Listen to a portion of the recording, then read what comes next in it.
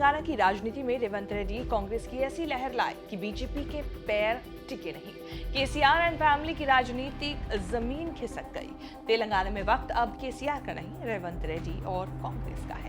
यही रेख समझकर केसीआर की आधी से ज्यादा पार्टी टूट गई।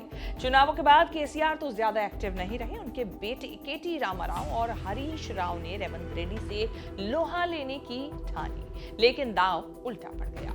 केसीआर शासन के वक्त हुए करप्शन की फाइलें खुली हैं और ऐसे ही एक केस फॉर्मूला ई कार रेस घोटाले में रेवंत रेड्डी ने केसीआर के बेटों को गजब तरीके से घेर लिया।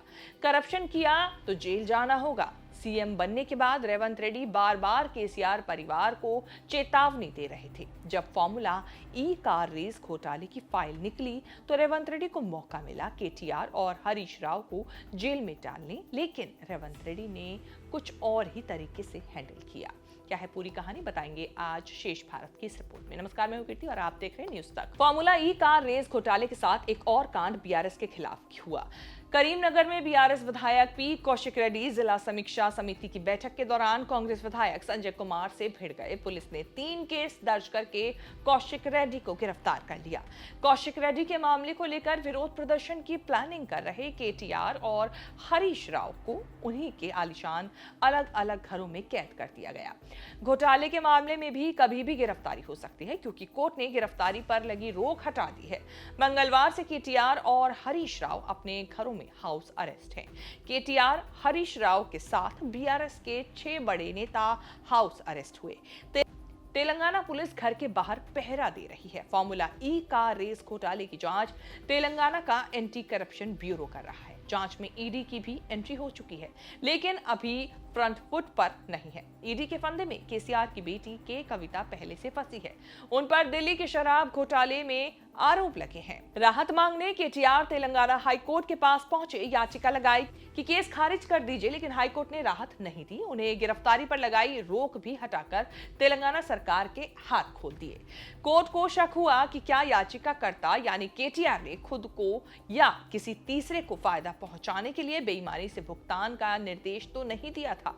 कोर्ट ने ही कहा कि इसकी जांच की जानी चाहिए। लगता है ये है कि हैदराबाद महानगर विकास प्राधिकरण यानी HMDA के पैसों के दुरुपयोग और गलत काम का मामला बनता है। बुधवार को केटीआर सुप्रीम कोर्ट पहुंचे, लेकिन जस्टिस बेला एम त्रिवेदी और जस्टिस प्रसन्ना बी बरावले ने कहा कि वो हाईकोर्ट के आदेश में हस्तक्षेप करना नहीं चाहते। तेलंगाना सरकार के वकील सीनियर एडवोकेट मुकुल रोहतगी ने बेंच के सामने केटीआर की याचिका का विरोध किया। बेंच ने याचिका खारिज कर दी तो मजबूरन केटीआर के वकील सिद्धार्थ दवे को याचिका वापस लेनी पड़ी। फॉर्मूला ई कार रेस घोटाला तब का है जब केसीआर की तेलंगाना में सरकार थी। सीएम के बेटे केटी रामाराव सीएम नहीं थे, लेकिन सीएम से कम भी नहीं थे। फरवरी 2023 में स्पोर्टिंग स्पिरिट दिखाते हुए केटीआर ने हैदराबाद में फॉर्मूला ई रेस आयोजित करा दी। बिना सरकारी मंजूरी के फॉर्मूला ई रेस पर सरकार के 55 करोड़ खर्च हो गए। आरोप लगा कि यूके की कंपनी ई ऑपरेशंस की फॉरेन करेंसी में कैश पेमेंट की गई। आरोप है कि HMDA के अध्यक्ष सीएम से भी मंजूरी नहीं ली। यूके फंड ट्रांसफर करने के लिए आरबीआई से पूछा नहीं, TDS नहीं काटकर इनकम टैक्स नियमों का उल्लंघन किया। अब HMDA पर इनकम टैक्स 8 करोड़ का बकाया हो गया। मंत्री होने के नाते केटीआर फंस गए। 55 करोड़ के खेला में खूब सारे खेल के आरोप लगे हैं। रेवंत रेड्डी की सरकार आई तो नगर प्रशासन एवं शहरी विकास विभाग ने सारा भांडा फोड़ दिया। उसी की शिकायत पर एंटी करप्शन ब्यूरो ने जांच शुरू की, फिर ईडी ने एंट्री ली। केटीआर आरोपी नंबर 1 सीनियर IAS अफसर अरविंद कुमार, हैदराबाद महानगर विकास प्राधिकरण के पूर्व चीफ इंजीनियर BLN रेड्डी आरोपी नंबर 3 बने हैं। 10 जनवरी को केटीआर से ATB ने करीब 7 घंटे तक पूछताछ की।